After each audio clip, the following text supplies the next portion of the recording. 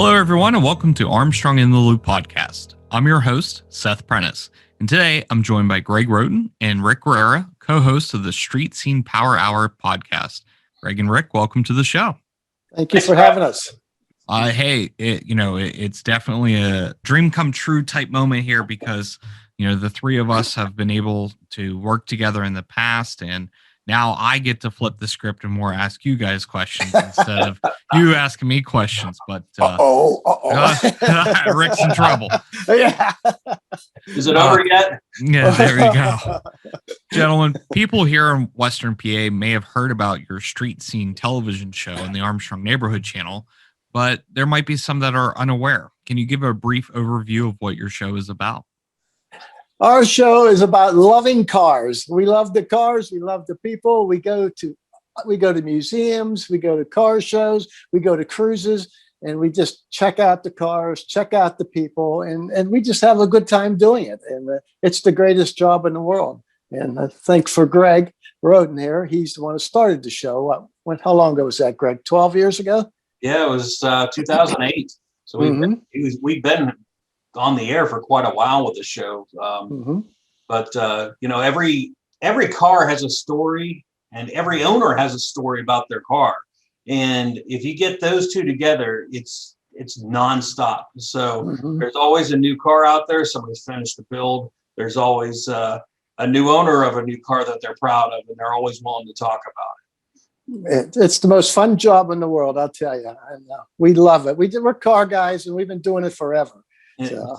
Yeah, and Seth knows, Rick's got the 2-hour job, and Seth remembers when you come back and you bring the footage back, you got the 20-hour job that it's all down. Yes. But it's fun. I mean, it's not only just entertainment value. You'll learn so much about them. We started, I knew nothing about motorcycles, but doing this show, you learn so much. And we have, for the Street Scene Power Hour, we brought legend Larry Ward that has done the two-wheel power hour on iHeartMedia up here in the Boardman area. And he is a motorcycle guru. He knows everything about it. And we've learned a lot about that, even doing shows with him at the Packard Museum in Warren, Ohio. How often does cars and motorcycles, they're both two separate entities, but do they actually cross paths at like one common point? A lot of times we'll have cars and bikes at shows, but a lot of times you'll have guys who own cars and own bikes. So they do cross paths. Yeah, like me, I have a couple cars, and then I have my motorcycle also. So, you know what? In the cruise realm, if you're going to a cruise, like for instance, up here in Salem, Ohio, they have the Salem Super Cruise. There's motorcycles. There's cars. When you cruise down the road, it's all together. It's still.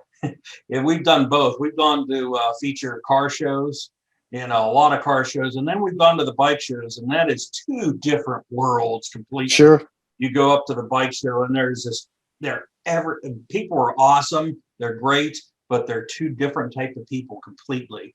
But it seems like the bike realm there's a lot more wild people up there, and then you get the older generation that's got the cars. So it all depends on what you're looking for. But there's a lot of shows that combine them both, and that's perfect. No, it is, and I think something that you might both have in common is your passion, right? Passion, yes.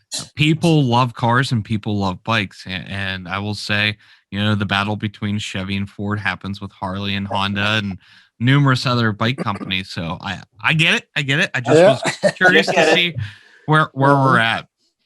Greg, you started Street Scene, 12 years ago, and we'll get to the spinoffs here later in the show.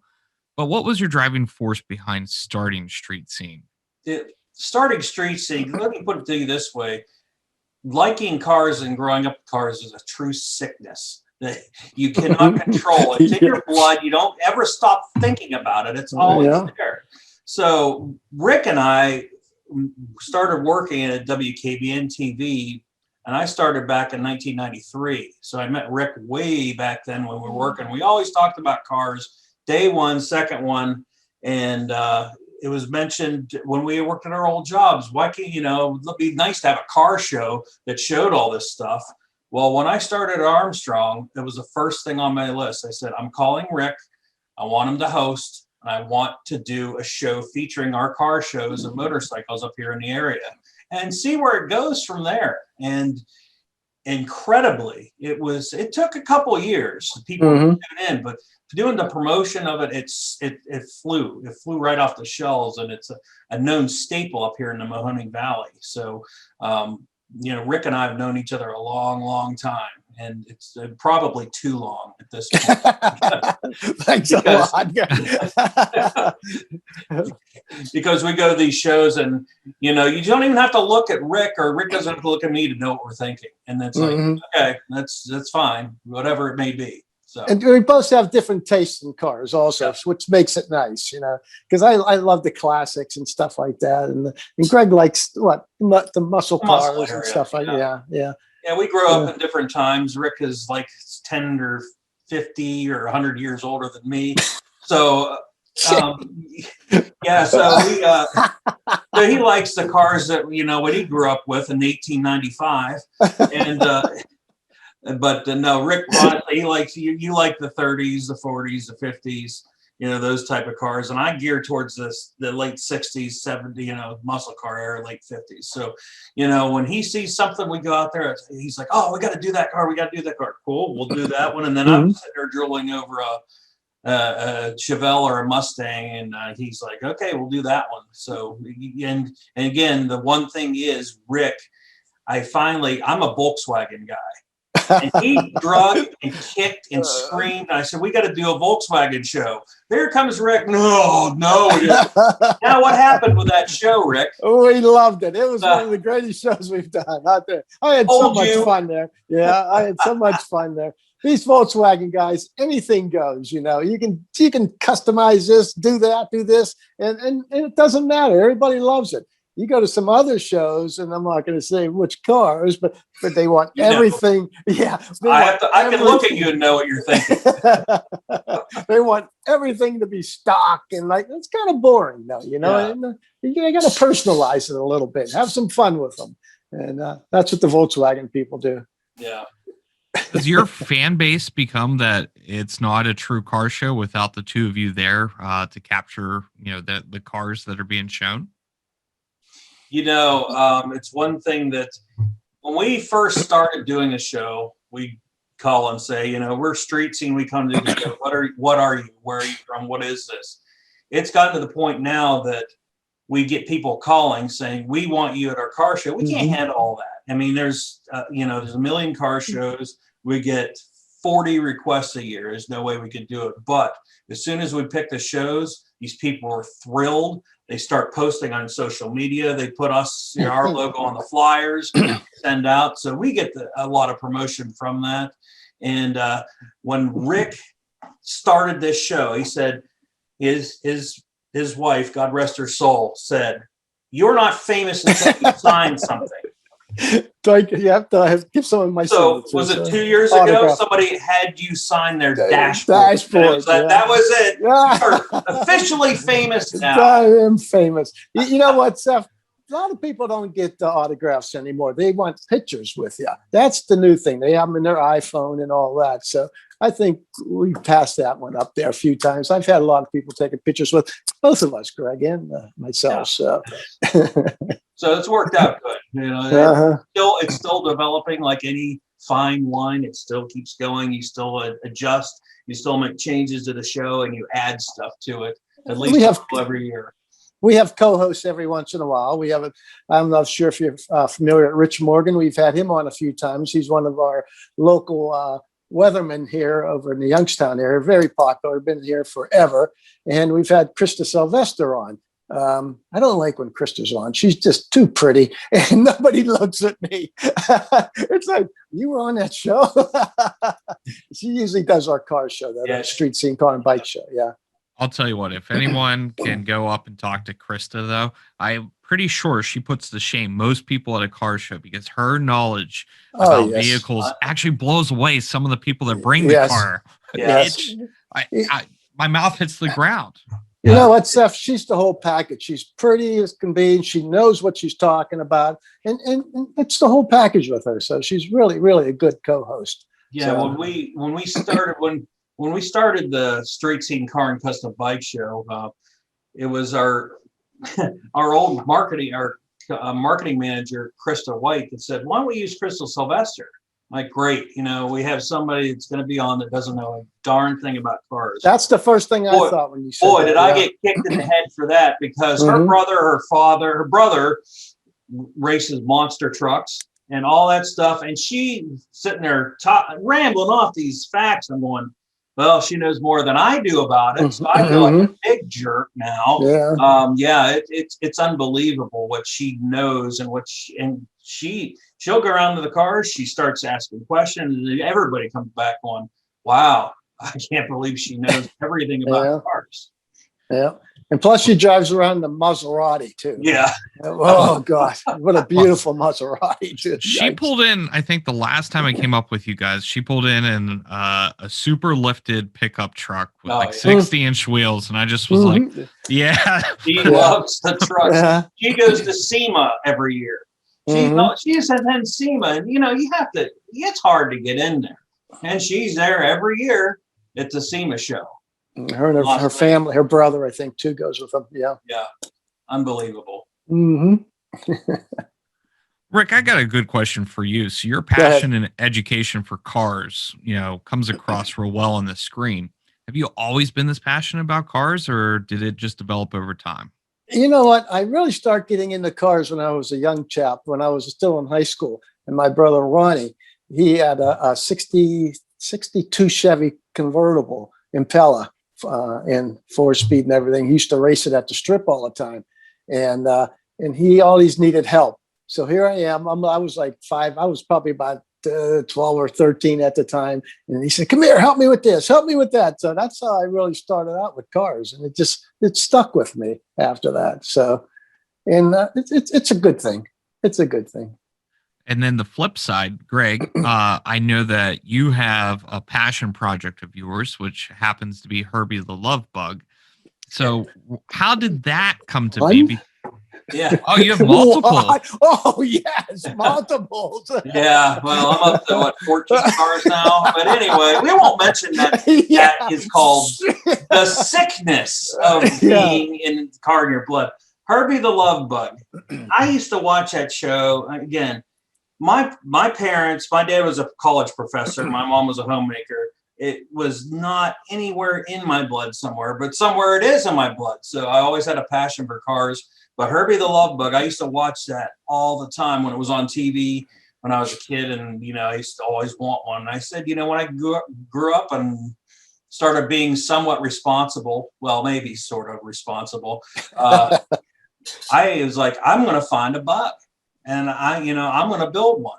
And sure enough, there was that was just when the internet was starting to come around in 96, 97. And I got a hold of the Herbie Love Bug.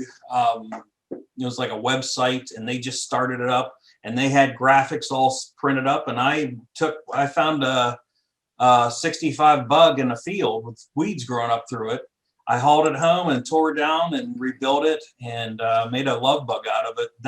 I finished it in 1999. So I still have that along with everything else in my garage and sitting outside and sitting in the yard and everything else. So how many Volkswagens do you have now? If you consider, I've got 2 old ones. I've got the 65 Love Bug replica, and I have a 1961 Volkswagen also, which is a story in itself. I think I've told you, Rick. I won't even go into that one because that's a long story, and it ties right into Herbie. And then I bought my daughter, when she started driving, I bought her a 2001 Beetle, and she loves it. So I guess technically we have 3. The more you know. Yeah. Yes. Yeah. Are you going to blackmail me when we get on, later on, Seth? Or? Yes. No, not at all. Not at all. For those not aware, Street Scene has a new podcast called Street Scene Power Hour. Greg and Rick, can you let our listeners know more about it?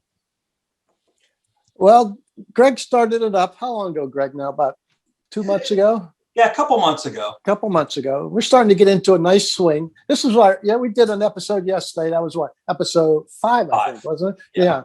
And we get people on and we talk what their passion is. We got Larry Ward on from WKBN, Two Wheel Power Hour, and he's basically talking motorcycles, and we just chime in with our cars and blend it, and it's a good thing. It's starting to really come around now. We're starting to get real comfortable with it. Yeah. So to add on to that, we wanted the podcast thing is huge, is all, listening to this one, but we wanted to focus a podcast on, local people that have a passion for cars, motorcycles. We got both realms. You got Rick in for the car realm more than anything, and you got Larry Ward with all his expertise in the motorcycle. We combined them both, and just talk about cars. We just had, we get guests in from speed shops, and we're starting to get guests that want to write in, some of our fans.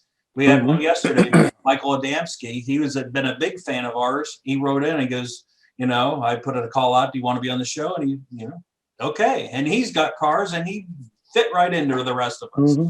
We're all the same blood here. We've had a museum director on there. And we've had Packard Museum, Marianne Porinchek, she was on there talking about their show.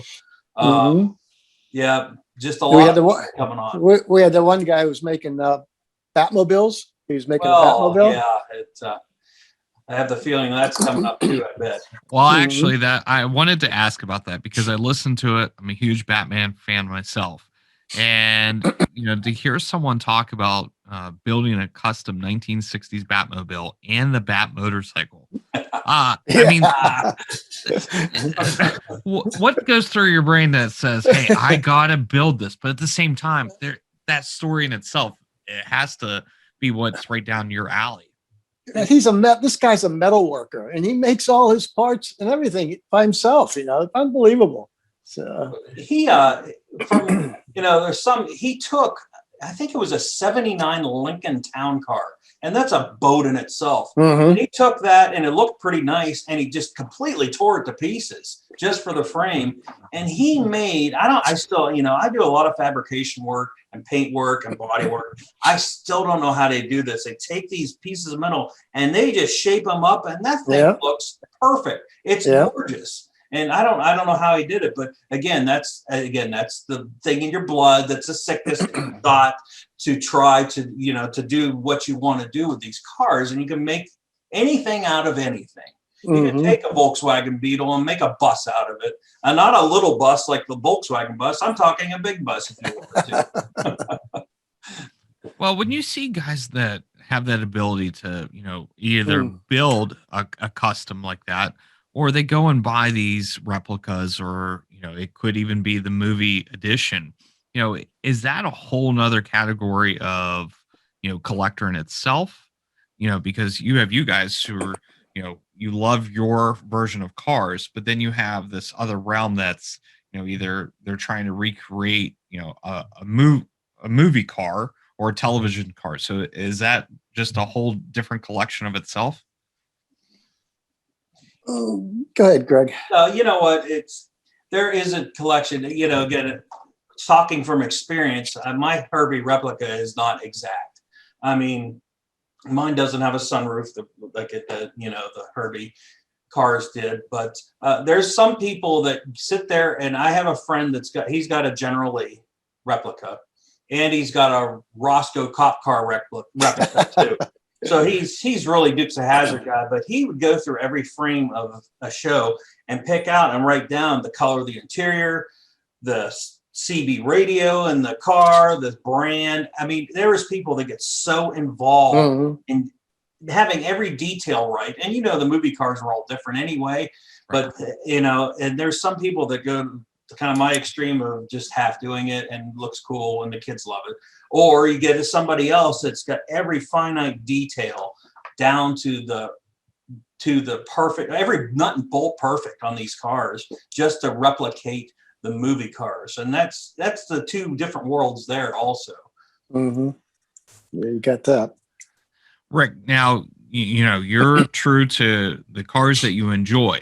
Are you okay with, one of those cars not being restored 100% to factory original, or does it have to be how it came off that assembly line? Oh, I go either way. I love them all, no matter what, 100%. I like to personalize them too. I like people who personalize their cars. But if you're going up for points like in the AACA Antique Automobile Club, you got to be very picky. Everything's got to be exact. Okay, but that's a different category there. But our shows are usually, they're not perfect, but they're good cars. They're very good cars. Well, a little birdie told me that there's a possibility of a great event that you guys started quite some time ago that could come back in 2021. Would you like to announce it here today for those that might not be aware of your big event, Greg? Well, we have every year since 2011, we've had the Street Scene Car and Custom Bike Show. We've had a couple different locations. It's up, we had it started off in Boardman, Ohio at the old Sam's Club in Boardman.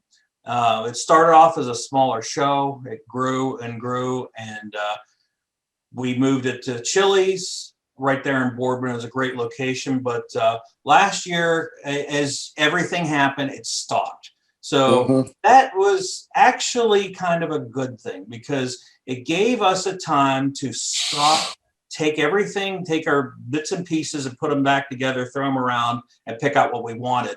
And we removed the show to Austintown Park in Austintown, Ohio. We wanted some grass and some trees, a lot nicer, instead of that hot blacktop for a show that really makes it miserable. So we have the Street Scene Car and Custom Bike Show, Generation 3, third position, third place for it. I never heard that one. July 25th. July 25th at Austintown Park. We've got a band coming to play live. We've got Thomas John as DJ. We're going to have door prizes. We're going to have just a ton of fun out there. We've got custom-made, hand-built trophies. Wait until you see these trophies, Seth. They're absolutely. They're not the ones you remember, the plaque and the trophies. These are hand-built by Youngstown Cycle and Speed Shop out of steel and pistons and car parts. And cams and everything. Yeah, everything. They're really anything cool. You have laying around. Yep. Yep, so we've got that, and we're looking forward to it. And the best part about this is, right after the show, we stop. The show's going to, at 10 o'clock in the morning, we're going to start registration. The show starts at 11:30 noon. We'll run it to 3 o'clock. 3:30, we're lining up. We're cruising all the way. The streets are going to be blocked off with the police. We're going to cruise down through Austintown, down to Quaker Steak and Lube on the other side of Austintown. It's about 4 miles. We're going to have an organized cruise for the after party down there. They're all set up for us for there. So it's going to be a kind of a complete all there with an organized cruise right in the middle of Austintown. That's pretty sweet, I will say. Now, if people are interested, are you starting to take registration, or is that process coming soon? Just show up. I mean, July 25th, come and register your car. Show up at Austintown Park, and anywhere from 10 to noon. You can register your car. No pre-registration, so we want to get, check out our Facebook page, Street Scene 2008 at Streets or at Facebook. We have updates on the show. We have a flyer up there. We want to get as many cars as we can. We pray for good weather and bring those motorcycles out too. So we want to get everybody we can. We want to, everybody. And the money's going. Where are we sending the money to? Oh, I forgot to mention that's one of the most important things. We are giving every dollar and dime and penny to the American Heart Association, and they're going to be out there. And I'm still waiting to hear back to what they have planned. I know if they're going to do, blood drive, a walk. They've plenty of room in the Austintown Park. They have walking trails, and there's plenty to do. So even bring your kids up there. There's a playground, there's tennis courts, there's everything other than the car show. So we've got they blocked off the whole park for us this year. No, that's incredible. And what we'll do is we'll put your Facebook link inside the show notes so people can directly go to your page and learn more about not only the upcoming Street Scene show, but all your episodes and your podcast releases as well. As I think people will really enjoy this, and hopefully you have good weather because that's always That's hit what or it's miss. all about. Yes. Yep. Well, July is usually pretty good. Hopefully, if Yeah. anything, a little rain, but hopefully we'll be okay. All right, so I have to ask because you guys usually get some pretty cool featured cars, but and Rick, I'll ask you first. Has there been a car or owner from all the years of doing Street Scene, and it could be from the custom car show and bike show, that sticks out to you and makes you wish you own that car or you had a story like that owner? Oh, here we go. Oh no! Go What's ahead and tell one? your story about what you own now. Okay. I have a 64 Thunderbird convertible. Okay.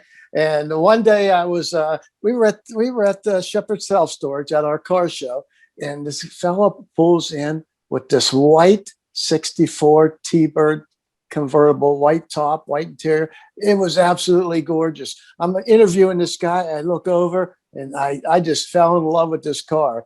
And plus, he was one of our featured cars, 2 years ago, right, Greg? Yeah. Our last one. Yep. And that's one stands out to me. And that car cost me a lot of money. Every time I see Bill, I yell. I said, "Man, I'm broke because of you, man." Yeah, because after that show, Rick went on a manhunt and bought a 64 Thunderbird. He couldn't stand it anymore because a month later. Yeah, there's one interview out of the 80 some episodes we've done. I've seen Rick sit there and look at the car and has a loss for words. He didn't even say anything. Yeah, so then he went out and bought that car. So that was his one. I'm guaranteeing it. Yeah, that right, sure Greg, was. Same question to you. Wow, is there a car or a person that you've met or heard from all the episodes that made you envious? Let me start off with the people, and this kind of revisited us when early in the year we did an interview down at the Packard Museum, and it didn't really get to thinking, but a lot of the people that we've interviewed during the years have passed on. And that made me really think. I'm like, wow, what a tribute to these people that were proud of their cars. And we encourage people to watch the shows and episodes and watch these friends or family members that have passed on with their cars. That's what really stuck with me as far as a lot of these people. You see somebody pass on, it's like, oh man, I remember talking to this person about their car. And as Rick always says, I don't care how many cars you get, you always have a dream car. You get that dream car, you have another one. Yeah, another one. So, if I get my 67 Chevelle Super Sport, triple black, 396 4-speed, Dana rear end, I'm fine. Or you can get me a 1970 Javelin. Of all the weird cars that I really love, it's the Javelin. It's got to be a 68, 9, or 70. So any of those two cars, if anybody wants to donate them to me, go to the Facebook page. It's Street Scene 2008, and they can just hand the title over, and I'll be fine with that. All right. Well, there we go. All right, Greg, how can people catch Street Scene and your podcast episodes? Okay, go to the Armstrong Neighborhood Channel. We have probably about 50 episodes up of older Street Scene episodes. So that's Armstrong Neighborhood Channel on YouTube. Or you can hit our Facebook, hit the Facebook page, Street Scene 2008 on Facebook. We have regular updates, and we got a season coming up. We have a list of about 7 or 8 shows coming up this summer that are going to be brand new, and we have one coming down from Zelienople area too, coming for you. So we're going to try to spread this out above the Mahoning Valley of Ohio down into Pennsylvania as well. And they could find our podcast where, Greg? On Buzzsprout. If you were watching the In the Loop podcast, we're right along with it here at Street Scene Power Hour. So watch that. We have we update that every couple of weeks with Larry Ward, Rick, and myself, and we always have guests on. Yes, yes, we have plenty of guests. Plus, you can also see the video part of it on YouTube. Yep. And on Armstrong Street Scene over in the Youngstown area. Yeah, we take the podcast and I'll throw it on the Armstrong Channel 100 or I'll throw it on YouTube. And hopefully we get we do a little segment called Street Scene Plus. I want to start doing those again. They're about 3-minute segments with tech tips or just detailing tips or anything. We throw those, we'll throw those on the Facebook page. You know, so just something to keep the interest going. Well, it sounds like you have a fully branded the street scene as multiple entities and spinoffs. So I give you credit there. It makes me look like I'm working. That's the whole point. But it's just fun. put names out there. Look at all these street scene names. Well, I don't do anything else with them, but they're there for you. And it's all fun too. That's what's good about it, you know. That's it. It's our passion. Anything else for the listeners today, gentlemen? Rick, that's up to you because I ran out of words. Well, right now we have a couple shows we're going to hit right off the beginning here. What are they? The Niles show, Papa Dave's, is it? Papa Dave's on May 29th. Yep. That's at that flea market place. What's it called? Treasure Market in Niles, Ohio. Okay. Yes. We've got Salem Super Cruise in Salem, Ohio, June 10th through 13th. And we're also coming, and this is dear to my heart, back to the 50s in Newcastle. I grew up on that show starting in the 80s, and I wanted to go back. And we're going to feature a show there, too. So Dragon Fest in Niles High School, and got some other ones coming up, too. I don't have my list. We don't have a complete schedule as of yet. Yeah, we don't know. Close. You know, hopefully this will...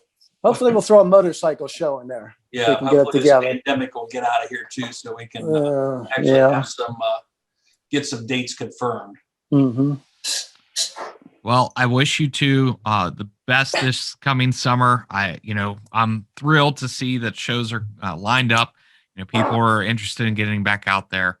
We're thrilled to share this Armstrong Podcast Network with both of you and to your other host as well, as we hope to grow this. You know, thank you, gentlemen, for being on today. And hey, Seth, we got to get Street Scene up where you're at now, huh? That's it. We'll get Street Scene on down here in the Butler area. Right? There we go. Spread it. Make it a national show. As long as we get residuals, that's fine. Hey. Well, on that note, catch Street Scene Power Hour on Buzzsprout or all major podcast streaming platforms. For Armstrong in the Loop podcast, I'm Seth Prentice, keeping you in the loop.